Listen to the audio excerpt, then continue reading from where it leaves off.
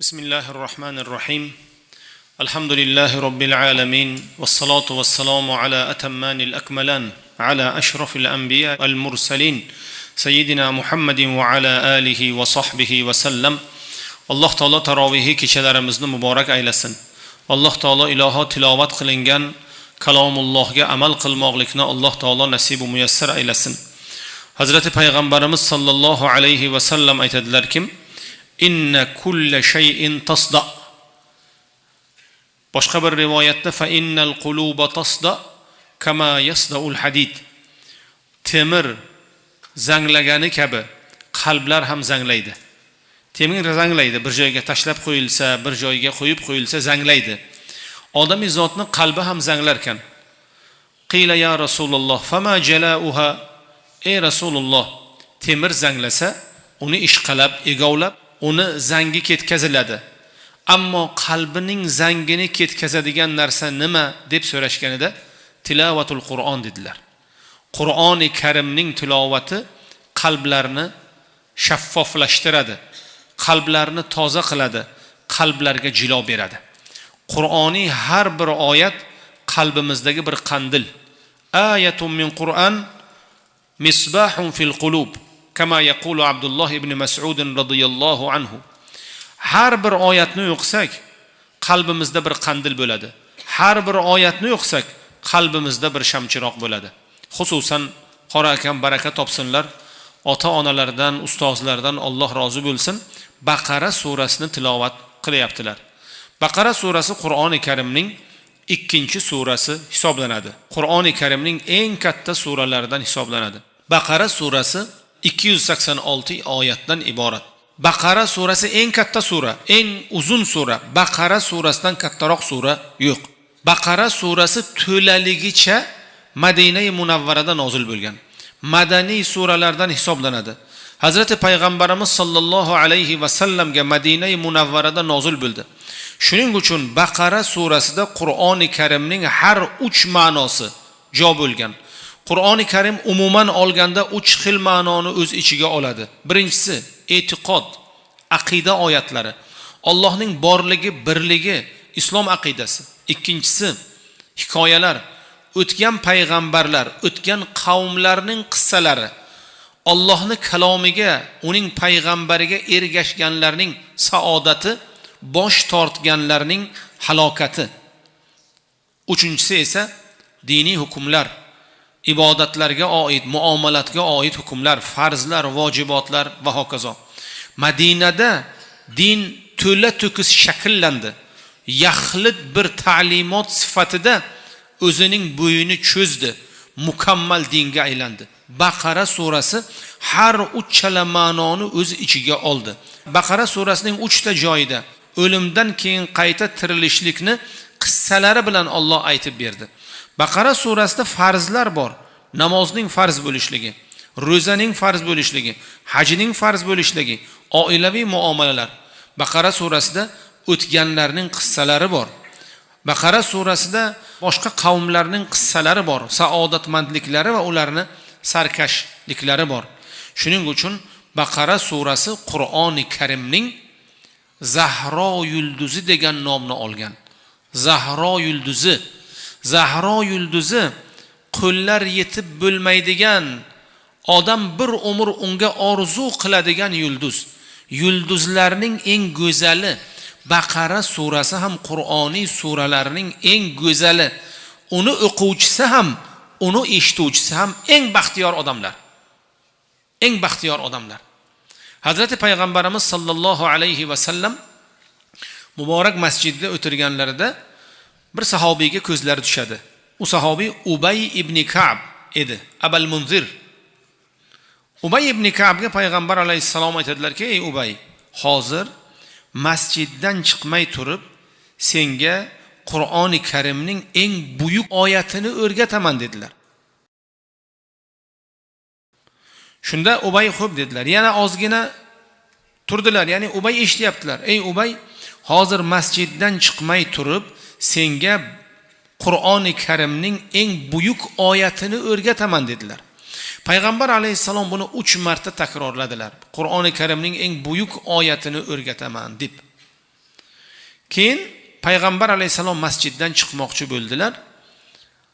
Ubay ibn Ka'b aytdilar: "Ya Rasululloh, Qur'oni Karimning eng buyuk oyati qaysi oyat?" deganda: "Ey Abul Munzir, qaysi oyat deb o'ylaysan? Qur'oni Karimning eng buyuk oyati qaysi oyat deb o'ylaysan?" deganda Ubay ibn Ka'b Oyatul Kursi dedilar. Hazrati payg'ambar alayhissalatu vassalom Ubay ibn Ka'bning ko'kslariga urib: "Ya Abul Munzir, ilm muborak bo'lsin, olimlik muborak bo'lsin, porsolik muborak bo'lsin" deb payg'ambar alayhissalom Oyatul Kursi Qur'oni Karimning eng buyuk oyati ekanligini tasdiqladilar.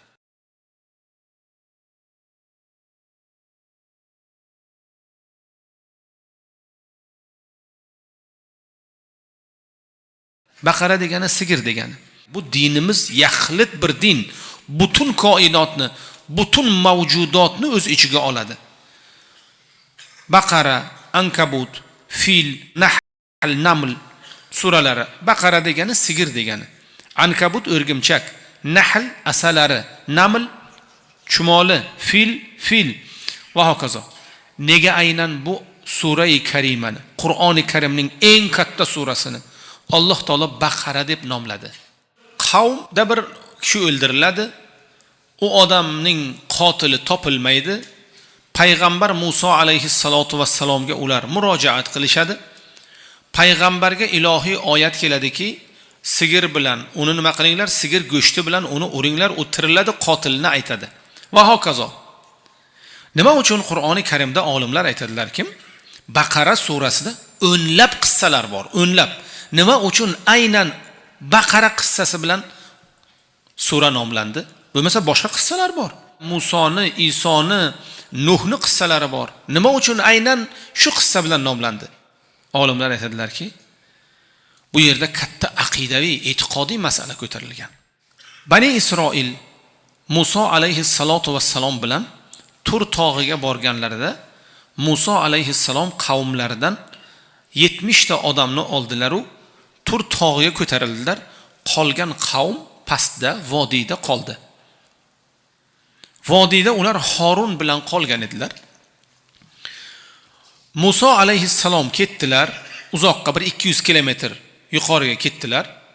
Alloh taolo u kishini o'ziga chorlagandi. 70 ta odam bilan Tavrotni ko'tarib kelishlik uchun qolgan qavm buzoqqa ibodat qilib ketdi.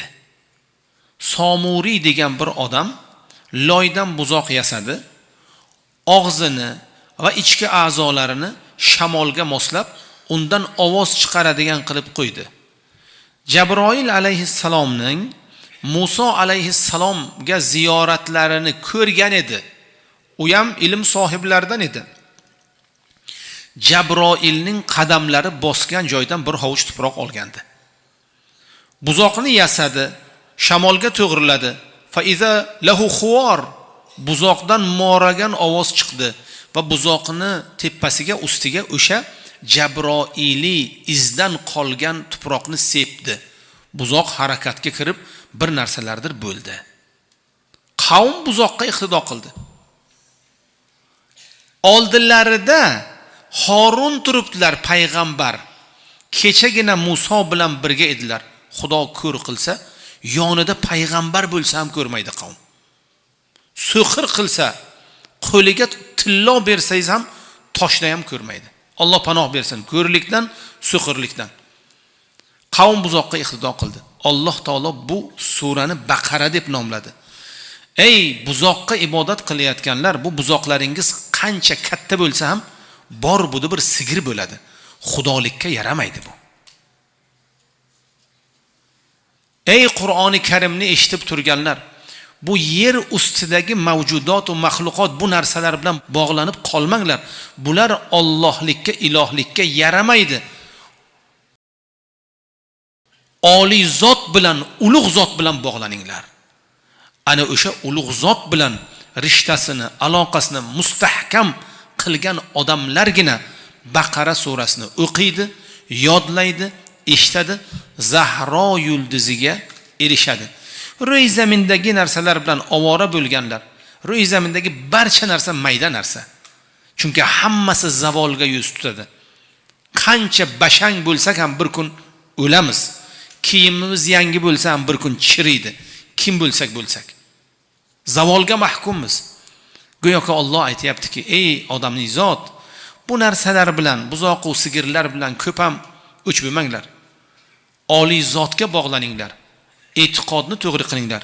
Ana shunda sizlar ushbu surani yodlay olasizlar, o'qiy olasizlar, saodatmand bo'lasizlar. Shuning uchun payg'ambar alayhissalotu vassalom aytadilar: ey ummat, Baqara bilan Oli Imronni o'qing. Fa innaha la yastati'uha al-batala.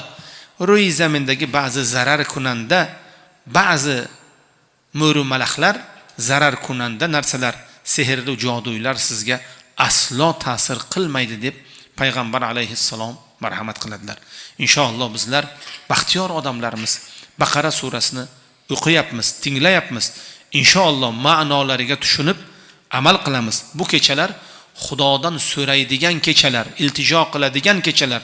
Ya Rob, Baqara surasini o'zing bizlarga eshittirding. Marhamati ilohiy qilib qori va kalomullohni bizga yubordingki, bizlarga o'qib beryaptilar. Uni ma'nosini tushunmoqlikni, uni anglamoqlikni, unga amal qilmoqlikni nasib aylagin. Qiyomatda sahoba-i kiromlar bilan, Ubay ibn Ka'b bilan, Abdulloh ibn Mas'ud bilan, Zayd ibn Sobit radhiyallohu ta'ala anhumlar bilan birga bo'lmoqligimizni nasibu muyassar aylagin. Nasrun minallohi va fathun qarib. Fabashshiril mu'minin.